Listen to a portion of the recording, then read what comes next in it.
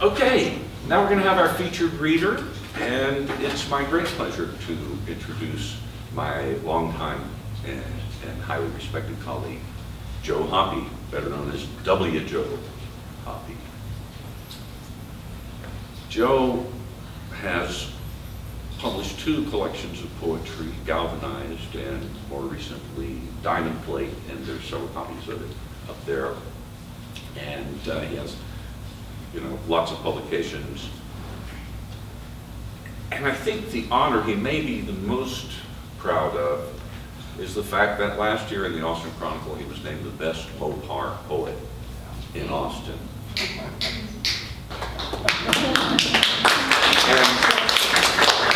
I'm not 100% certain, but I think Mopar has something to do with auto parts.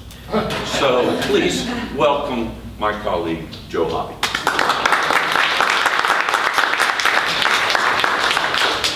All right, thanks everybody for being out here. I want to start with an Albert Huffstickler poem. Now, a lot of my students are here, which is wonderful. And as you know, I forbid love poems. So I'm going to start off with a poem called Three-Dimensional Love Song by Albert Huffstickler. And if you could write like this, then it'd be okay. But, well, you'll figure out why it's called Three-Dimensional Love Song as I read. Blessings on your laundry, fetid and crumpled, lodged in corners, soaking on the bathroom floor. Your toes with their funky moistness and their new moon nails glowing. Blessings on your secret smells and nastinesses, on your wakings, furtive and rumpled, a snarl on your lips, and on your bracken menstrual sweat and clamor, the rush and roar of your soul like the sea. Blessings on the way you live like Jesse James, hell-bent, shrill and violent, taking each day by storm, knowing each train you rob may be your last. Blessings on the evil mockery of your unpredictable defensiveness, the swift incision of your put-down, fatal and precise as a surgeon's blade, and on the finality of your turning away from your victim with all the sated grace of a black widow spider. Blessings on the tears that spurt, unhindered as you curl up and cowardly abandoned when treated the same way. Bless you.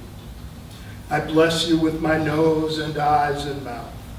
I nuzzle you, breathing you in, knowing that this living damnation with all its funks and furies is the same clear child that curls up against me nights and clings with total certainty and assurance of possession, small hands clenching tight, lest a single moment of me be lost or forgotten in sleep.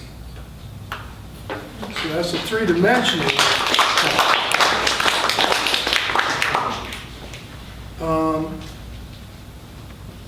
I'm going to do 2. This is probably the most car-oriented one I'm going to read because I've been reading a lot of car-oriented stuff lately. But this is from my old buddy Dennis Johnson, who died this summer.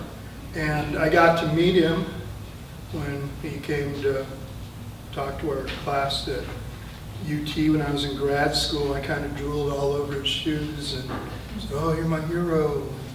We became friends, and I got to babysit his Cadillac, which was a '73 Eldorado you're about to hear about. It's called $5,200 MSTA. MSTA is old car ad stuff. It means must see to appreciate. And it has debts to Robert Creeley and, of course, Dennis Johnson. The bums raise their heads from their knees and smile, stagger out into traffic with arms open wide, saluting wonder and proclaiming beauty when Dennis Johnson's Cadillac drives by. Romanticized in lipstick red reflections, sex, waxes over the fenders like the glossiest Valentine. Back in '74, this blonde outside of Alpine rides me all the way to Phoenix in a car just like that. Heroic figures you can't ignore. 18 and a half feet of 73 Eldorado, 5,000 pounds, 501 cubic inches of mighty V8.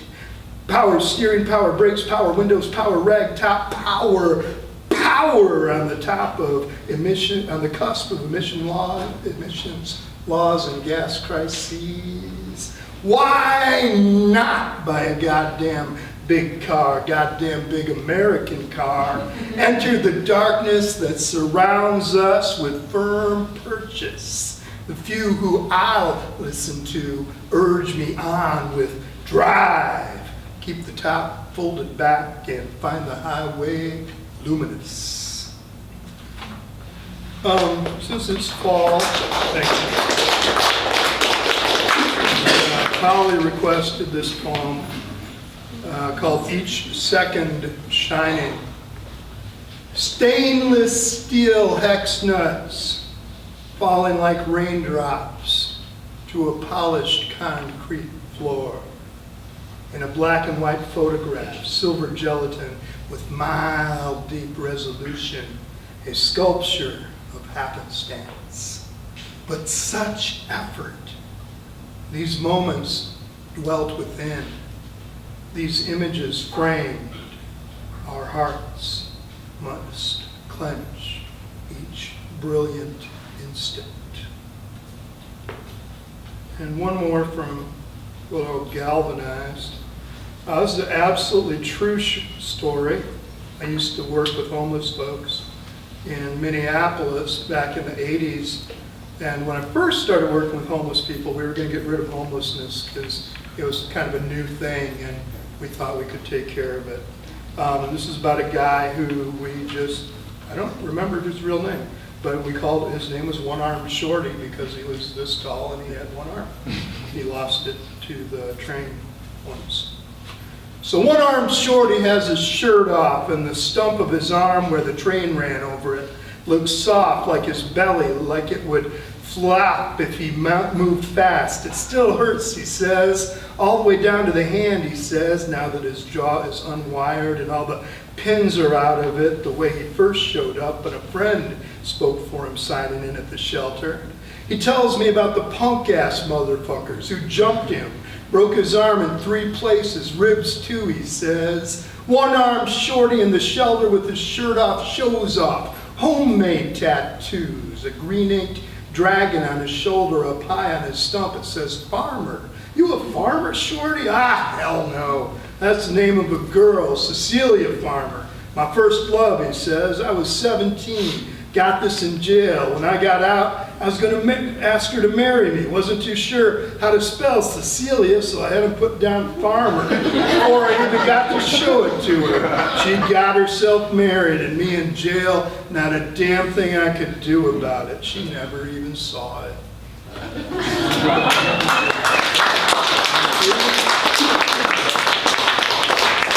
And this next one is an inspirational poem, and it appears in the new version of Purpose Pattern Process, which they use in Comp 1 for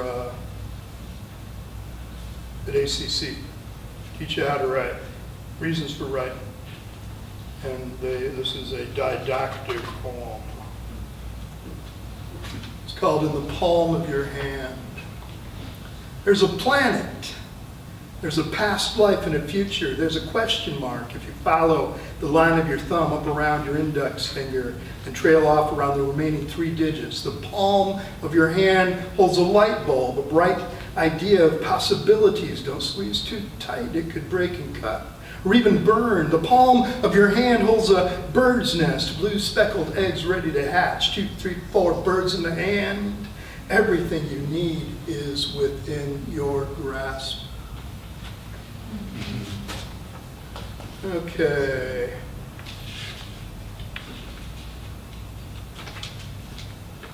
This is called After the Election from almost a year ago. Yeah, I know it's not, I can't do political, but yeah, I know, I heard. But this is as close.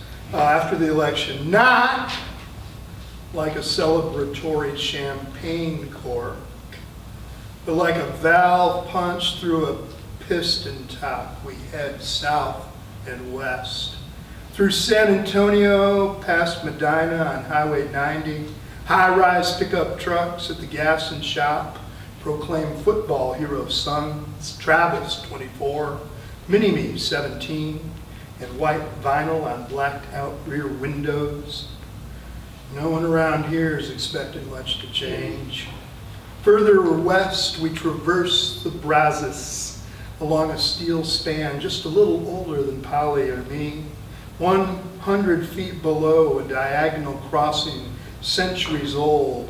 The plaque says Old Spanish Road, asserts a continuity in this motion. The only thing at this moment is indeed to move. The Davis Mountains rising before us, and here we are caught up in motion and change, unable to measure time's resistance. How are we doing for time, John? Oh, okay, good. 3 more. So my buddy Joe Ahern helped me out with this. I've been struggling with this poem for years, and I think I may have got it right. It's called Blériot et Pterosaure. You know, pterosaur is a flying winged reptile. And Blériot was an early French airplane designer. He made these gorgeous monoplanes that were just hardly there, just gossamer and light. So this is another trip to the museum. Blériot et Pterosaure is the pretentious French subtitle. You've seen kites do this, but probably never an aeroplane. No string to shore up or fine finger twitch a pterodactyl spread skin to catch a stray thermal unable to save itself from the cold gray waves. If somewhere short of Dover's white cliffs the mainmast had broken, the strain of each guy wire cleaving wooden spars, unsupported wings folded like a falcon in mid-dive or an origami crane. Icarus on an overcast, oddly chill July day as the tracking ships gaze on, helpless when the wood, wire, and silk crumple to the channel's floor, then under the pressure of seawater and mud, and millions of years later it ends up as something like the pterosaur on the 3rd floor, embedded in sediment, solid minerals, still somehow conveying lightness the way those long phalanges fingered the air like an encompassing keyboard, relentless glissando's pure muscle memory playing the airs to hold it aloft. The bones alone let us know we don't need accompanying illustrations to understand that this was a creature of the skies. And how can we help but turn from the wall to the glassed-in ceiling with desire to fill the space above us, to feel no floor beneath us, when our gaze becomes fixed on enormous eye bolts embedded in steel beams and follow cables downward to Monsieur Blériot's monoplane that did not crash into the sea, but crossed the channel safely that July over 100 years ago. The sun, through glass, illuminates dust upon gossamer wings. Even so, how can we believe this machine has ever touched the ground? 2 more. So this is Solo Picnic behind the Riata Motel. You know what? No, I'm just going to do the last one. So one of the reasons that I am an English professor is because I don't have the skill set to be a long-distance truck driver.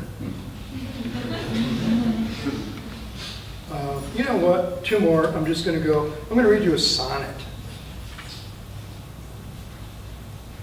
I can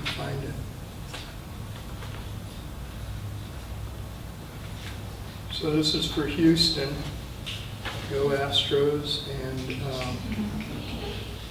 Buffalo Speedway. If you've been to Houston, you've seen a sign that says Buffalo Speedway. Houston, Texas, 1979, Buffalo Speedway. Then never before 2 or 3 in the morning, we'd take out our adolescent angst and our parents' Vista Cruisers, estate wagons, safaris, our own Novas, Ramblers, Darts, maybe Mustangs. No, we were not the coolest. We knew our rides were lame. But we'd found the weedy tunnel that got us into the pits of the late, great, and abandoned Buffalo Speedway. Those cars we drove, mostly powered by a basic 6. Attempts at racing were beyond pointless. It was just about gathering the herd, thundering round and round, relentless, raising dust on that half-mile oval's dirt until somebody crashed or we ran out of gas. And this is from Diamond Plate, by the way, which is available here in Malvern Books. And now my final poem of the evening, which talks about it's called Freightliner West on I-40. And I still love the idea of being a long-distance truck driver, even though I know I couldn't do it. So twilight at World's Edge, glowing taillights drag this truck further. Speedometer needle might as well be clock hand, ticking out distance over time. Cargo's momentum pushes, the sun's descent pulls, rolling tires westward into the soft pink oblivion where the highway fades away. Thanks everybody for coming out.